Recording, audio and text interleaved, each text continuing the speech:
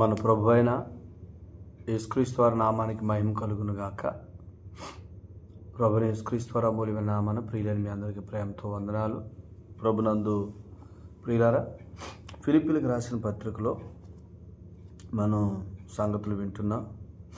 ఫిలిప్పీలకు రాసిన పత్రిక మొదటి అధ్యాయము మొదటి 2 వచనాలు మనం చదువుకుని దేవుని వాక్యాన్ని ధ్యానం చేద్దాం. ఫిలిప్పులో ఉన్న క్రీస్తు యేసునందలి సకల పరిశుద్ధులకును అధ్యక్షులకును పరిచారకులకును క్రీస్తు యేసు దాసులైన పౌలును తిమోతియును శుభమని చెప్పి వ్రాయినది. మన తండ్రి దేవుని నుండి ప్రభువు యేసుక్రీస్తు నుండి మీకు కృపయు సమాధానమును కలుగునుగాక. ఆమేన్. ప్రార్థన చేద్దాం.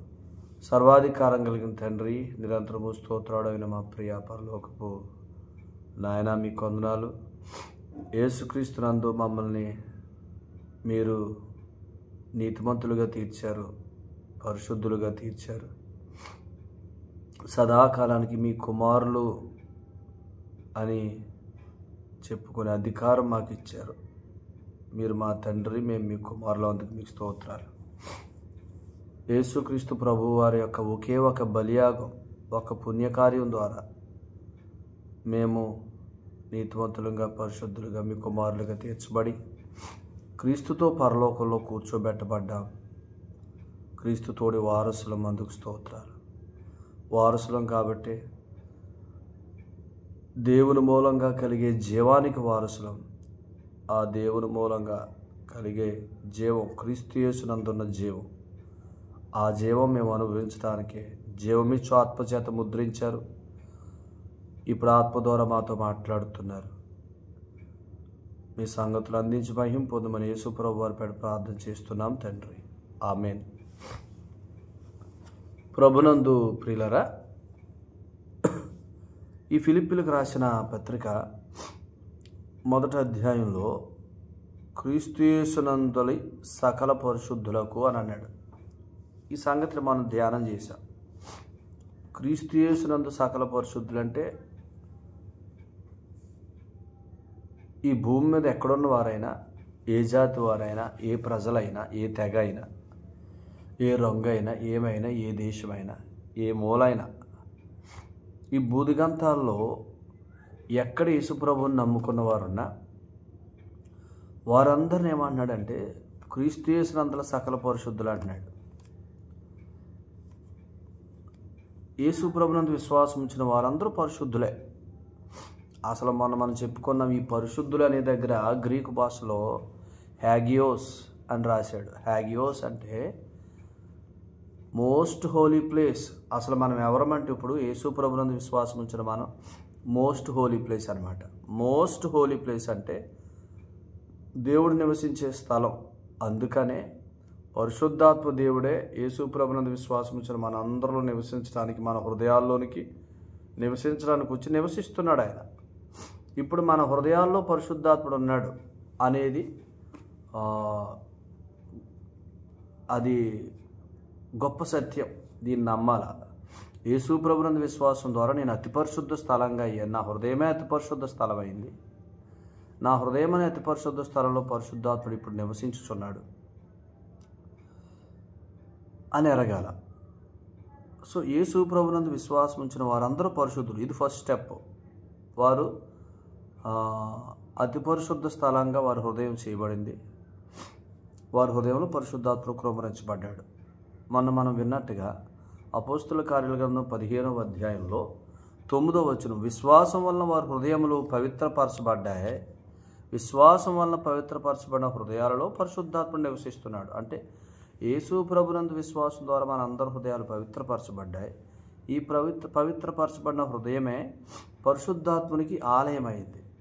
సో ఇలా ఆలోచన చేస్తే ఇప్పుడు యేసు ప్రభునందు విశ్వాసం మూలంగా నేను పరిశుద్ధుణ్ణి, నేను అతి పరిశుద్ధ స్థలం, నా హృదయమే అతి పరిశుద్ధ స్థలం, అందుకనే పరిశుద్ధాత్మ నాలో నివసిస్తున్నాడు అనేది ఏంటంటే ఎఫెసీ పత్రిక మొదటి అధ్యాయం 13లో ముద్ర అన్నాడు. పరిశుద్ధాత్ముడు మనలో ఎల్లప్పుడూ నివసించడానికి వచ్చాడు. చూసారా, మన హృదయం అనే అతి పరిశుద్ధ స్థలంలోనికి.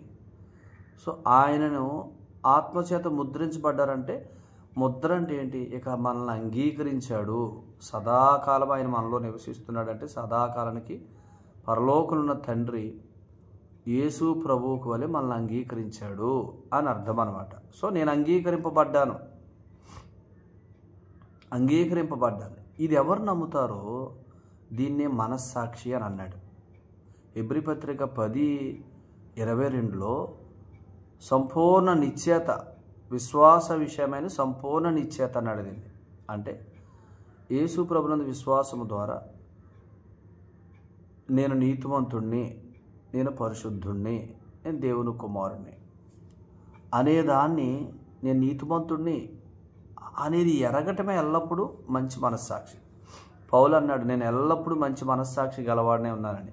సో ఇప్పుడు మనందరం ఎల్లప్పుడూ మంచి మనస్సాక్షి గలవ ఉండాలి. ఎల్లప్పుడూ మంచి మనస్సాక్షి అంటే ఏంటి? ఎల్లప్పుడూ మనం ఏమనుకోవాలంటే యేసు ప్రభునందు విశ్వాసం ఉంచి నేను నీతిమంతుణ్ణి, పవిత్రుణ్ణి లేదా పరిశుద్ధుణ్ణి, అందుకనే పరిశుద్ధాత్ముడు సదాకాలంలో నివసిస్తున్నాడు అని ఎరగాల. అది ఎరగటమే పరిశుద్ధాత్ముడిని మనలో పనిచేయటానికి అవకాశం ఇస్తున్నట్టు. మన హృదయాన్ని అతి పరిశుద్ధ స్థలంగా చేసుకుని ఆయన ఎందుకు మన హృదయంలో నివసిస్తున్నాడు అనంటే కేవలం నివసించడం కోసమే కదా. ఆయన ఎందుకు వచ్చాడంటే నివసించడానికి, మనల్ని నడిపించడానికి. యేసు ప్రభువుని నమ్మినప్పుడే పరిశుద్ధులు సదాకాలానికి, కాబట్టి సదాకాలం నివసించడానికి ఆయన వచ్చాడు. ఇక నుంచి సదాకాలం నివసించే పరిశుద్ధాత్ముడు సదాకాలం మనల్ని నడిపించాలి అనుకుంటున్నాడు. పరిశుద్ధాత్ముడు నడిపించాలి అని అంటే మనం దాన్ని ఒప్పుకోవాలి. విశ్వాస విషయమైన సంపూర్ణ నిశ్చయత, నేను పరిశుద్ధుడిని. ఇప్పుడు బలాల్లోనైనా కాదు, బలహీనతల్లో కూడా నేను ఎవరినే యేసు ప్రభునందు విశ్వాసం ద్వారా దేవుని ఎదుట పరిశుద్ధుడిని, నీతిమంతుని, కుమారుని అనేది ఎల్లప్పుడూ ఒప్పుకోవాలా. దాన్ని ఒప్పుకోవటానే మంచి మనస్సాక్షి అన్నాడు. ఈ మనస్సాక్షి నువ్వు ఎంతగా మెయింటైన్ చేస్తావో నీలో నివసించుచున్న పరిశుద్ధాత్మ చేత నువ్వు అంతగా నడిపించబడతావు. అంటే క్రీస్తు కార్యాన్ని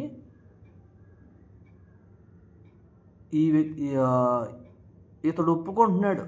పరిశుద్ధాత్ముడు చూసేది ఏంటంటే క్రీస్తు కార్యము ఎంత ఘనమైందో నేను ఎరుగుతున్నానా లేదని చూస్తాడు నాలో ఉండి. అది నా బలాన్ని బట్టి ఉండేది, నేను నా బలహీనతను బట్టి పోయేది కాదు. క్రీస్తు కార్యం యొక్క ప్రభావం ఏంటి? నేను సదాకాలానికి యేసు ప్రభునందు విశ్వాసాన్ని బట్టి పవిత్రుడిగా చేయబడ్డాను దేవుని ఎదుట, నీతిమంతుడిగా తీర్చబడ్డాను దేవుని ఎదుట, దేవునికి కుమారుణ్ణి. ఇది దేనివల్ల కలిగింది నాకు? క్రీస్తు ప్రభువారి త్యాగాన్ని బట్టి, ఆయన బలియాగాన్ని బట్టి కలిగింది. ఇది నా బలాలను బట్టో బలహీనతలను బట్టో కాదు, యేసు ప్రభునందు విశ్వాసం ద్వారా కలిగింది. కాబట్టి అది స్థిరమైంది. ఇక ఎందుకు అనంటే యేసు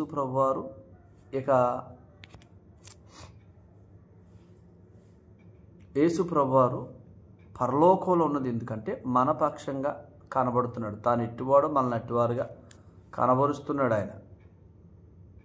సో కాబట్టి మీరు ఇలా ఆలోచన చేయాలా. ఇది ఎంచుకోవటమే. యేసు ప్రభునందు విశ్వాసం ద్వారా నేను పవిత్రుడిని, నేను నీతిమంతుడిని సదాకాలానికి. ఇది దేవుని ఎదుట. సో ఇప్పుడు పరిశుద్ధాత్మ నాలో నివసిస్తుంది ఎందుకంటే ప్రజలందరి ఎదుట కూడా నేను దేవుని కుమారునిగా, నీతిమంతుడిగా, పవిత్రుడిగా ఎలా జీవించాలో అలా జీవింప చేయటానికి అని అడగాల. సో దాన్ని ఒప్పుకోవటమే యేసు ప్రభునందు విశ్వాసం ద్వారా మనకు కలిగిన స్థితిని ఒప్పుకోవటాన్నే మంచి మనస్సాక్షి అన్నాడు. ఇప్పుడు మంచి మనస్సాక్షి లేకపోతే విశ్వాస మర్మం మనకు తెలియబడదని తిమోతికి రాసిన పత్రిక 3:9 విశ్వాస మర్మమును పవిత్రమైన మనస్సాక్షితో గైకొనాలా. ఇప్పుడు చూసారు, విశ్వాస మర్మం అంటే ఏంటి? ఈ విశ్వాస మర్మం అంటే విశ్వాస మూలంగా జీవించటం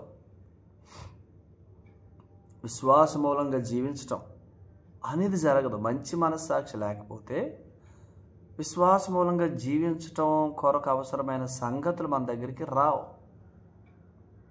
సో అందుకనే పరిశుద్ధాత్ముడు చాలామందిలో నివసించుచున్నాడు కానీ, నమ్మిన వారందరూ నివసించుచున్నాడు కానీ, నమ్మిన వారందరూ ఏమని నమ్మట్లా? యేసు ప్రభువుని విశ్వసించిన నేను అతి పరిశుద్ధ స్థలం, నా హృదయం అతి పరిశుద్ధ స్థలం, అందులో పరిశుద్ధాత్మ నివసించున్నాడని అందరూ నమ్మట్లా. నా హృదయంలో నివసించుచున్న పరిశుద్ధాత్ముడు నన్ను జీవింప చేయువాడు, పరిశుద్ధముగా నీతిగా దేవుని కుమారుడుగా జీవింప చేయగలవాడని అందరూ నమ్మట్లేదు కాబట్టి జీవం కలగట్ల. పరిశుద్ధత, యథార్థత, నీతిగల బ్రతుకు అనేది ఇదంతా కూడా జీవంలో భాగమే. సో ఆ జీవం ఇవ్వటానికి వచ్చాడు ఆయన. ఎందుకు? యేసు ప్రభు రక్తమునందల విశ్వాసం ద్వారా దేవుని ఎదుట నీతిమంతులుగా తీర్చినవాడు. ఈ లోకంలో జీవిస్తున్న దినాలన్నింటిలో తన ఎదుటే నీతిమంతులుగా నిలబెట్టబడిన వారు ప్రజలందరూ ఎదుట ఎలా బ్రతకాలో ఆ విషయంలో నడిపించడానికి పరిశుద్ధాత్ముడు వచ్చాడు. పరిశుద్ధాత్ముడు వచ్చాడు, మనందరిలో నివసించుచున్నాడు. మనం పరిశుద్ధులం కాబట్టి, సదాకాలానికి పరిశుద్ధులం కాబట్టి సదాకాలం నివసిస్తున్నాడు. ఇప్పుడు ఇలా పట్టుకోండి, ఎందుకు నివసిస్తున్నాడు అనంటే దేవుని ఎదుట మనం ఏమనైతే యేసు ప్రభువారు సాక్ష్యం ఇస్తున్నాడు. దేవుని ఎదుట మనం ఏమై ఉన్నామనేది ఏమో తండ్రి కుడిపార్శ్వనున్న యేసు ప్రభువారు మన పక్షంగా తండ్రికి సాక్ష్యం ఇస్తున్నాడు. మనలో ఉన్న పరిశుద్ధాత్ముడేమో యేసు ప్రభువుని బట్టి మనం తండ్రి ఎదుట ఏమై ఉన్నామనేది మనకు సాక్ష్యం ఇస్తున్నాడు. సో ఇప్పుడు సేవకుడైన నేనేం చేయాలా? పరలోకంలో యేసు ప్రభు తండ్రి ఎదుట నిన్ను ఎలా కనబరుస్తున్నాడో తన రక్తాన్ని బట్టి పరిశుద్ధుడుగా, నీతిమంతుడుగా, తన కుమారుడుగా, అలాగా పరిశుద్ధాత్మ మనల్ని ఒప్పిస్తున్నాడు. కాబట్టి ఆత్మ మనల్ని ఏమని ఒప్పిస్తున్నాడో దాని సేవకుడు చెప్పాలా. ఆత్మ మనల్ని ఏమని ఒప్పిస్తున్నాడో అది మనం చెప్పాలి. అంటే కుమారుడు అక్కడ మనల్ని ఏమని ఒప్పిస్తున్నాడో ఆ సంగతులను బట్టి ఆత్మ మనల్ని ఒప్పిస్తున్నాడు. ఆత్మ మనల్ని ఏమని ఒప్పిస్తున్నాడో సేవకుడు కూడా ఆ సంగతులు ఒప్పించాలి. దీన్ని ఏమన్నాడంటే ఎల్లప్పుడూ మంచి మనస్సాక్షి కలిగించుట.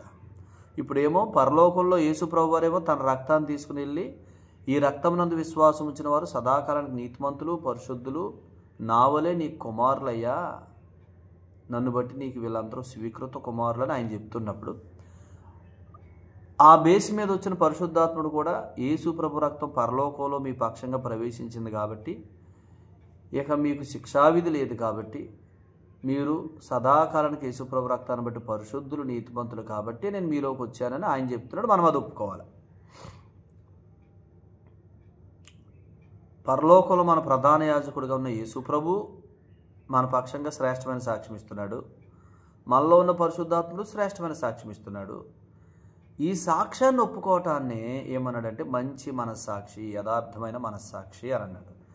ఈ మనస్సాక్షి ఎక్కడ ఉంటుందో విశ్వాస మర్మము అని అంటే చూసారా, తిమోతికి రాసిన మొదటి పత్రిక 3:9 విశ్వాస మర్మం ఎప్పుడు వెల్లడైద్ది అంటే, విశ్వాస మర్మం అంటే దీన్ని ఇలా చెప్పుకుందాం. చూడండి, తిమోతికి రాసిన 2వ పత్రిక 1వ అధ్యాయంలో క్రీస్తు యేసునందున్న జీవం, అది విశ్వాస మర్మం అంటే క్రీస్తు యేసునందున్న జీవం. క్రీస్తు యేసునందున్న జీవం అంటే ఏంటి?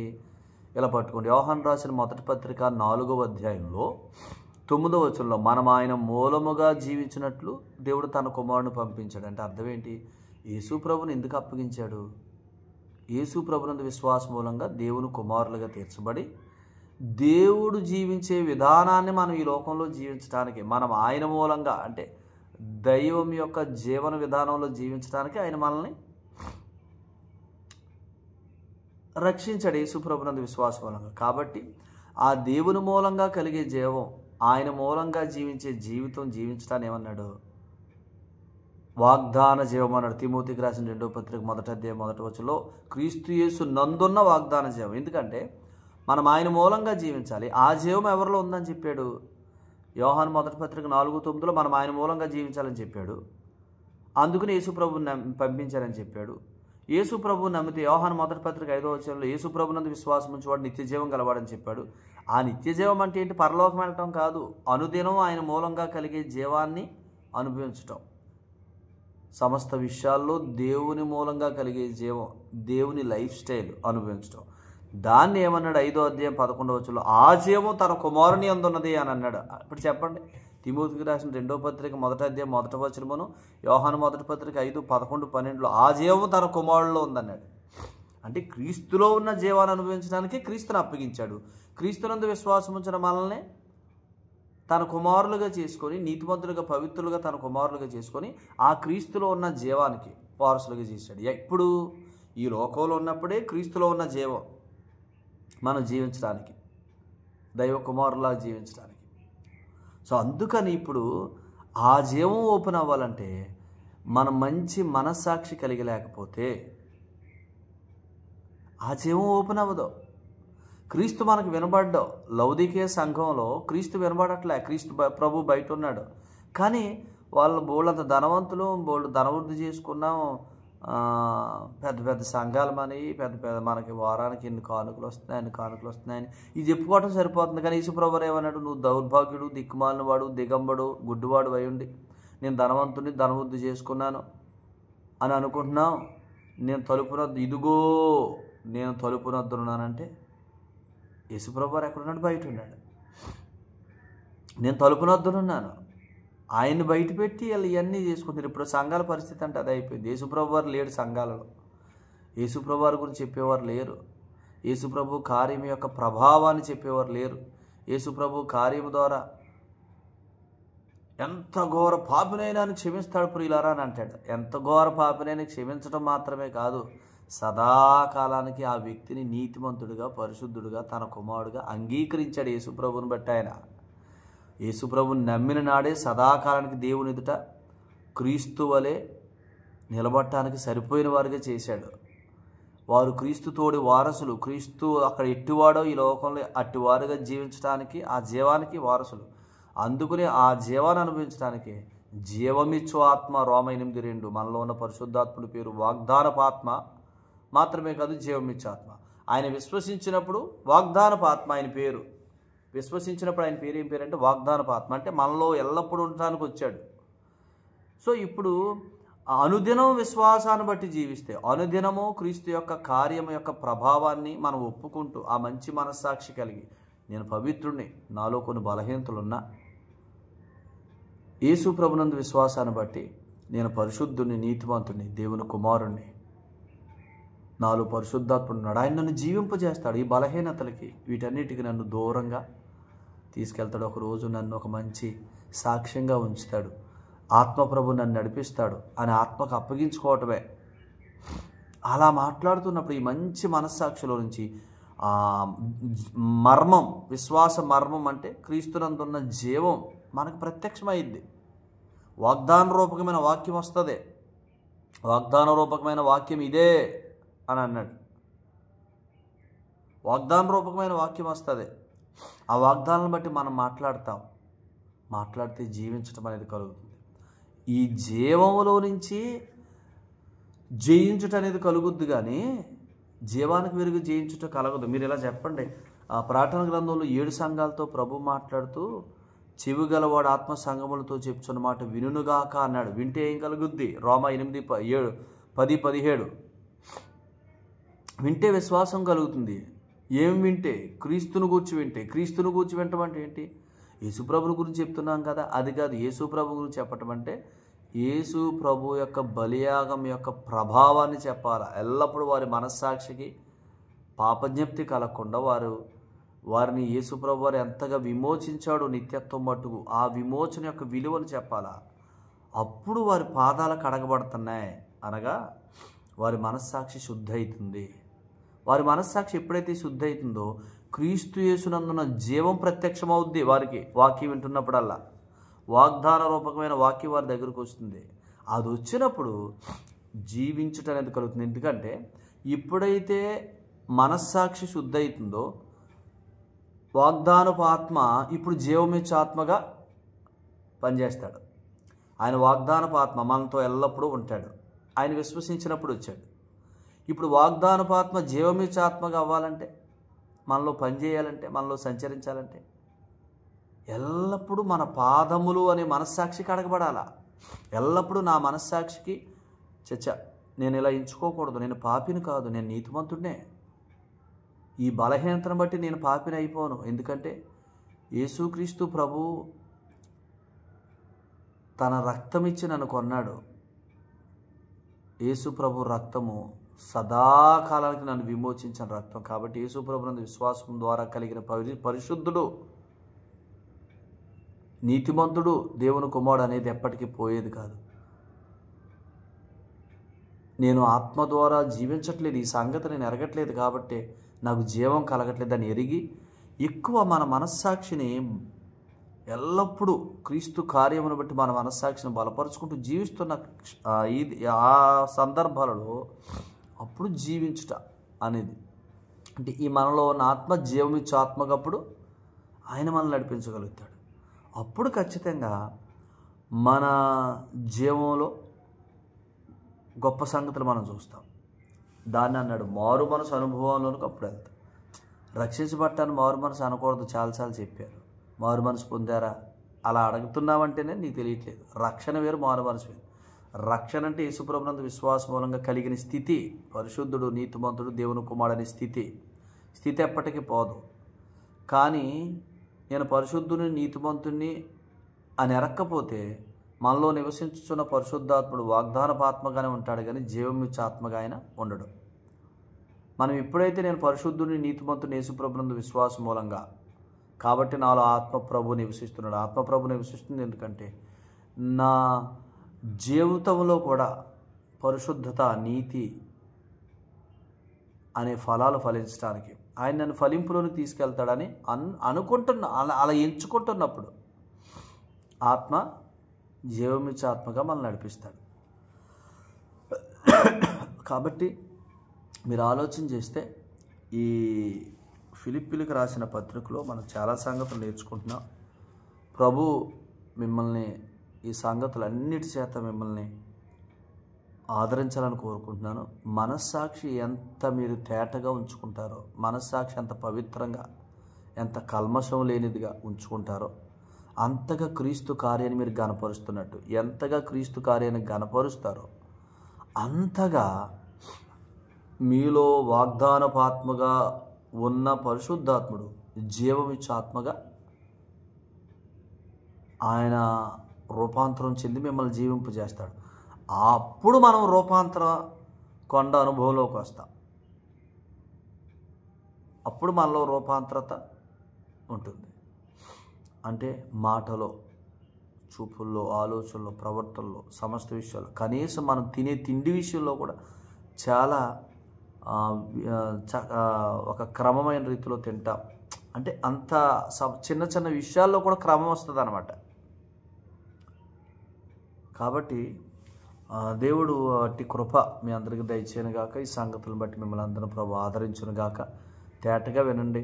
ఖచ్చితంగా దైవావేశం వల్ల కలిగిన సంగతులు మనందరిని జీవింపజేస్తాయి. ఈ సంగతులు మీకు అర్థమైతే మీరు ఎప్పుడు వాక్యం వింటున్నా మీ దగ్గరికి వాగ్దాన రూపకమైన వచనాలు, మిమ్మల్ని ఆదరించే వచనాలు, మిమ్మల్ని బలపరిచే వచనాలు, ధైర్యపరిచే వచనాలు, మీరు ధైర్యంగా ఈ జీవనంలో సాగిపోవటానికి అవసరమైన సంగతులు ఆయన ఇస్తాడు. ఇంకా నేర్చుకుందాం. ప్రభు తన ఆత్మ ద్వారా మనతో మాట్లాడతారు. ఈ సంగతులన్నీ మీకు గ్రహింపులోకి రావాలని, అట్టి విషయాలలో జ్ఞానము, ప్రత్యక్షత గల మనసు ప్రభు మీకు దయచేయాలని ప్రార్థన చేస్తున్నాను. ప్రార్థన. పరిశుద్ధుడు తండ్రి, మీకు వందనాలు. ప్రేమించిన దేవుడు మీకు స్తోత్రాలు. మా ప్రియులందరూ హృదయాలు మీరే ప్రభా మీ కృప చేత నాయన నింపండి. ఈ సంగతులు తేటగా వారికి అర్థమైనట్లు మీ కృప చూపించండి నాయన. వారు ఎల్లప్పుడూ మంచి మనస్సాక్షి గలవారై ఉంటూ నాయన విశ్వాస మర్మాన్ని అనగా క్రీస్తు యేసునందున్న జీవాన్ని నాయన వారు అనుభవిస్తూ నాయన మారు మనసు అనే అనుభవంలోనికి, రూపాంతరత అనే అనుభవంలోకి సమస్త విషయాల్లో ముందు కొనసాగినట్లు మీ కృపను కుమ్మరించమని, మాలో యేసుప్రభునందు విశ్వాసం వచ్చినప్పుడు మాలో పరిశుద్ధాత్ముడు వాగ్దానపాత్మగా ముద్రించబడ్డాడు. ఆయన జీవమిచ్చు ఆత్మగా మాలో సంచరించాలంటే నేను యేసుక్రీస్తు రక్తమును బట్టి మేము కలిగి ఉన్న స్థితి, నీతిమంతులం, పరిశుద్ధులం, కుమారులు, సదాకాలానికి అనే స్థితిలో ఒప్పుకోవాలా. నేను క్రీస్తునందు దేవుని నీతి అని ఎంతో ఒప్పుకుంటాను, అంతగా ఆయన జీవమిచ్చు ఆత్మగా నడిపిస్తాడు. ఈ సంగతులు మా ప్రియులందరికీ గ్రహింపులోనికి తీసుకురండి. మీ అనుదిన కృపచేత బిడ్డలు నడిపించమని, మీ సమస్త దీవెనల చేత వారి సమస్తమును నింపుమని యేసు ప్రభు వారి పేట స్తుతులు స్తోత్రాలు చెల్లించి ప్రార్థన చేస్తూ ఉన్నాం ప్రియ పరలోకపు తండ్రి. ఆమేన్. ప్రభు మిమ్మును మీ సమస్తాన్ని బహుగా దీవించి నువ్వు నడిపించునుగాక. ఆమేన్. అందరికీ ప్రేమపూర్వక వందనాలండి.